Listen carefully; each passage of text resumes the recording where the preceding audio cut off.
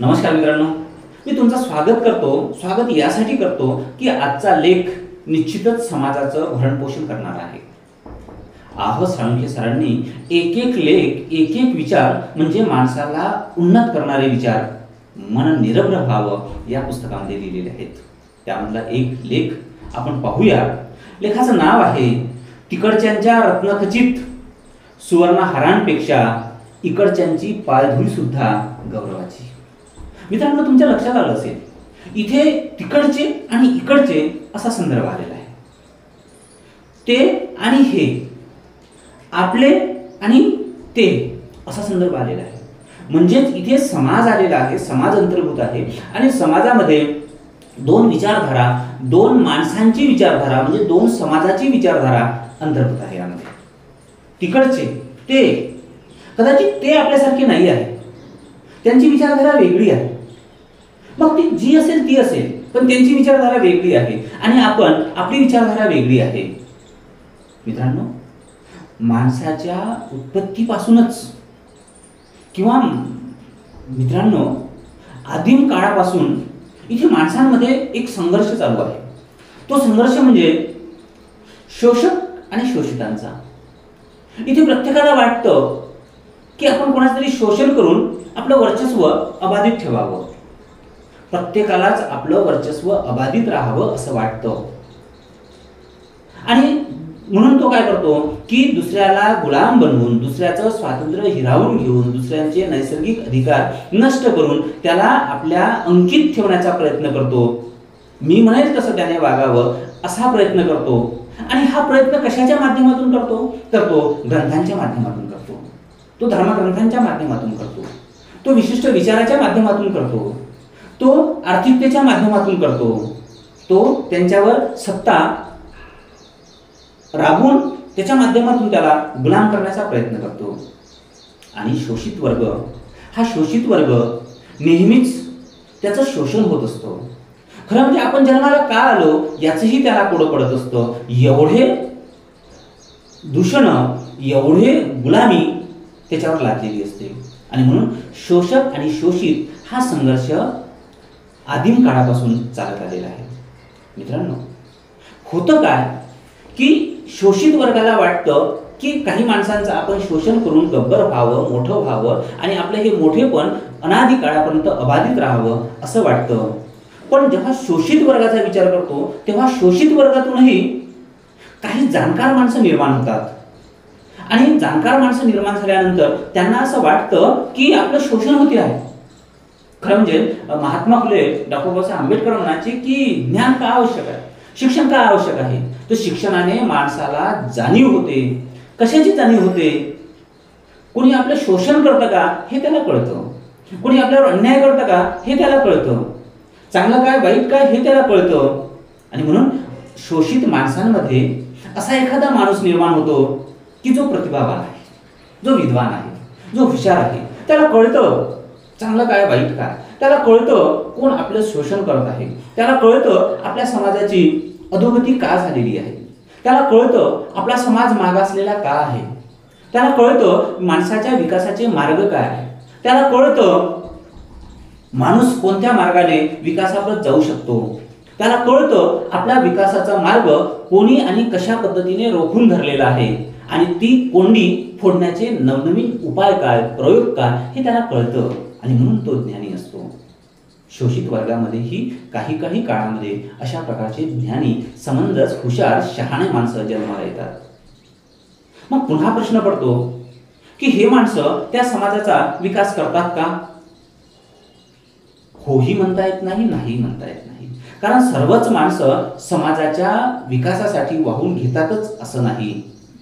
तर काही माणसं या माणसांना, तिकडच्या माणसांना फितूर होतात. मग फितूर काय होतात?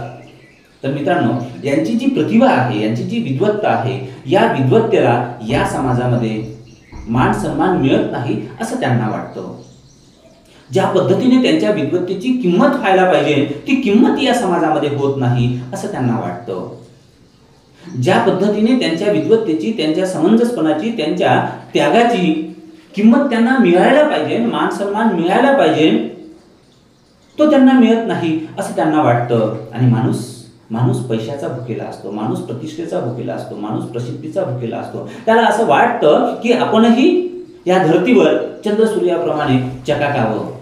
आणि म्हणून तो काय करतो, म्हणून तो तिकडच्या माणसांना फितूर होतो. फितूर होतो म्हणजे काय होतो, तर तिकडचे माणसं ते पाहतच असतात. वाघ जसं आपल्या सावजाला शोधत असतो तशा पद्धतीने तिकडची माणसं आपली ही जी वाईट अवस्था आहे पण त्यांच्यासाठी चांगली व्यवस्था आहे, या व्यवस्थेला अबाधित राखणारा, यांच्यातील संघर्ष करून यांना मुक्त करणारा जो व्यक्ती असतो त्याला हेरायचं, आपलंसं करायचं आणि आम्ही किती चांगले आहे हे त्याच्या तोंडून समाजाला दाखवायचं, व्यक्त करायचं.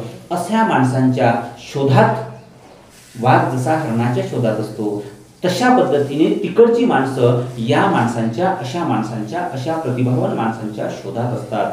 आणि मग त्यांच्याकडे सगळीच गोष्ट असते, पद असते, प्रतिष्ठा असते, पैसा असते. आणि मग ही माणसं यांना जी पाहिजे ती गोष्ट देतात. अरे चाणक्य असं म्हणतात की इथे प्रत्येक माणूस विकला जाऊ शकतो, फक्त त्याची योग्य किंमत मिळाली पाहिजे, ती त्याची किंमत देतात. खरं म्हणजे माणसाच्या चांगुलपणाची, विद्वत्तेची काही किंमत नसते, पण तरीही इथे याची किंमत होत नाही असं याचं दुःख नसतं. म्हणून हा माणूस यांच्या गळी लागतो. मासा ज्या पद्धतीने त्या गळ्याला लागतो तसा हा यांच्या गळ्याला लागतो आणि यांना चांगलं म्हणतोय. मग हे माणसं यांचं काय करतात, तर हे माणसं आपली व्यवस्था किती चांगली आहे हे यांच्या तोंडून वधवून घेतो. यांनाही वाटतं का आपलाच माणूस आहे, जर म्हणतो आहे की ही व्यवस्था चांगली आहे तर निश्चितच चांगली असेल, हाही यांच्यावर विश्वास ठेवतात. खरं म्हणजे ही माणसं फार घातक असतात. आपला समाज सोडून दुसऱ्याचं जे काही विचारधारा आहे त्यांचं उदो करणारे, विकणारे हे माणसं या शोषित माणसांना, समाजाला फार घातक असतात. खरं म्हणजे असे माणसं या समाजामध्ये, प्रतिभावान माणसं या समाजामध्ये जन्माला नाही आले तरी चालते, कारण जन्माला येण्यापेक्षा न आलेले अधिक बरे, कारण ते फार घातक असतात मित्रांनो. आणि मग या माणसांचं काय करतात, तर हे जे शोषक वर्ग आहे ना, हा शोषक वर्ग या माणसांना आपलंसं करतो. खरोखर मनापासून आपलंसं करतो का, नाही.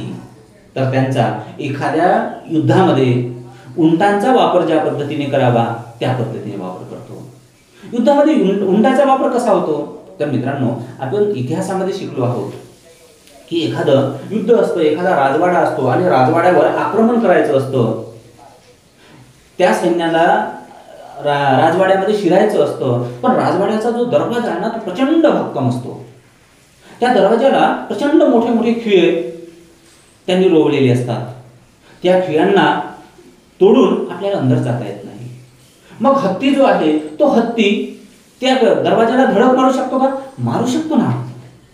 पण जर हत्तीने त्या दरवाजाला धडक मारली तर सारे खिळे सुळे त्या हत्तीच्या अंगामध्ये जाईल आणि हत्ती हा अत्यंत मौल्यवान, महत्वाचा, अत्यंत ताकदवान प्राणी आहे, तो आपण गमावून बसू. आणि म्हणून मग त्या दरवाजाला तोडायसाठी डायरेक्ट हत्तीची धडक मारायची नाही, तर त्या दरवाजाच्या समोर असं काही ठेवायचं आणि त्याच्यानंतर हत्तीला धडक मारायला लावायची. ते असं काही ठेवणं म्हणजेच एखादी दुसरी गोष्ट मरणासाठी सोडणं, मरणासाठी फक्त त्याचा वापर करणं. आम्ही सुरक्षित राहिलो पाहिजे, दरवाजातही दरवाजा तोडून आतमध्येही गेलो पाहिजे, तिथली आपण व्यवस्थाही हस्तगत केली पाहिजे. पण हे करताना आपल्या माणसाचं नुकसान सुद्धा होऊ नये, झालं नाही पाहिजे, हा विचार हे लोक करतात, तिकडची लोक करतात. आणि मग त्या हत्ती धडक मारेल पण हत्तीला ते सुळे खुपसले नाही पाहिजे. मग ते सुळे खुपसण्यासाठी कोणतरी वेगळं आणायचा ज्याची फारशी किंमत नाही. आणि मग तिथे उंट आणला जाते. उंट हा मोठा उंच प्राणी, आणि मग त्या उंच प्राण्याला तिथे त्या दरवाजासमोर असं आडवं ठेवलं जाते. इकडनं हत्ती येतो आणि हत्ती जोराने त्या दरवाजाला धडक मारतो. धडक मारल्याबरोबर ती सारी सुळे खिळे त्या उंटाच्या शरीरामध्ये जातात आणि उंट मरून जातो. हत्तीला मात्र काही इजा होत नाही, कारण उंट हा उंच आणि शरीराने मोठाही प्राणी असतो. दरवाजा तोडला जाते. दरवाजा तोडला जाते आणि सारे हे शत्रुपक्ष आतमध्ये राजवाड्यामध्ये प्रवेश केला जाते, राजवाडा हस्तगत केला जाते, सिंहासन हस्तगत केल्या जाते आणि हत्तीचे समर्थक माणसं तिथे सिंहासनावर बसतात आणि सत्ता उपभोगू लागतात. उंट मेला याचं कोणाला दुःख राहत नाही आणि उंट त्या ठिकाणी आपलं प्राण देतो, बलिदान देतो, त्याग करतो, पण त्या उंटाला काही फायदा होत नाही. कारण उंट सत्ता भोगण्यासाठी जिवंतच नसतो. किंबहुना त्याने सत्ता भोगावी हेही शोषकांच्या मनामध्ये नसते. फक्त त्याने आमच्यासाठी तो दरवाजा तोडावा आणि त्यासाठी प्राण द्यावे एवढीच त्याची उपयोगिता. मित्रांनो, हे उंटाला लक्षात नाही आलं की आपला इथे बळी हे देतात फक्त त्यांच्या स्वार्थासाठी देतात. स्वार्थ संपला की आपलं मरण निश्चित, आपल्याला कोणीही विचार करत नाही. हे उंटाच्या लक्षात आलं नाही. उंटासारखी कित्येक माणसं तिकडच्या माणसांना फितूर होतात आणि आपल्या समाजाला ते पुन्हा गुलामीमध्ये ढकलतात. मग एक उंट मेला तर काय? हा साळुंखे म्हणतात की एक उंट मेला तर काय? तर मग ते म्हणतात की दुसरा उंट तयारच राहतो. कारण बऱ्याच उंटांना प्रसिद्धीची हाव असते, पैशाची हाव असते, आपल्याला तात्पुरत्या का होईना, तात्कालिक का होईना, मान सन्मान प्रतिष्ठेची हाव असते. म्हणून एक उंट मेला की दुसरा तयार होतो. एक हा असा आत्मघातकी माणूस, यांच्यामधला प्रतिभावंत माणूस संपला तर संपल्यानंतर काय होईल? दुसरा एखादा यांना फितूर होतो. दुसरा संपला तर काय होईल? तिसरा फितूर होतो. मित्रांनो, जोपर्यंत फितुरांची संख्या इथे वाढत राहील, फितुरांची संख्या निर्माण होत राहील, फितूर माणसं इथे येत राहील, तोपर्यंत शोषक आणि शोषित याच्यामधला दुरावा तसाच राहील. शोषक माणसं शोषितांचं शोषणच करत राहतील. आणि म्हणून आह साळुंखे या लेखाच्या माध्यमातून तरुणाईला, जो तरुण पुढला भारताचा, या जगाचा एक निर्माता राहील, परिवर्तन करणारा राहील. तरुणांमध्ये प्रचंड परिवर्तनाची शक्ती असते, ताकद असते, बुद्धी असते. आणि म्हणून त्यांच्यावरच हा प्रश्न सोडतात, त्यांनाच हा प्रश्न समजून सांगतात की आपण त्या उंटासारखं होऊ नये. कामापुरता मामा आणि टाकापुरती आजी असं आपलं अस्तित्व नसावं. आणि म्हणून कुणाला आपण फितूर होऊ नये हा मोलाचा संदेश या पाठाच्या माध्यमातून देतात. मित्रांनो, विचारच माणसाला वैचारिक बनवतो आणि जगवतो, समाजाला पुढे नेतो. अत्यंत मूलगामी विचार देणारा हा लेख आहे. आपण याचं चिंतन मनन करावं. धन्यवाद.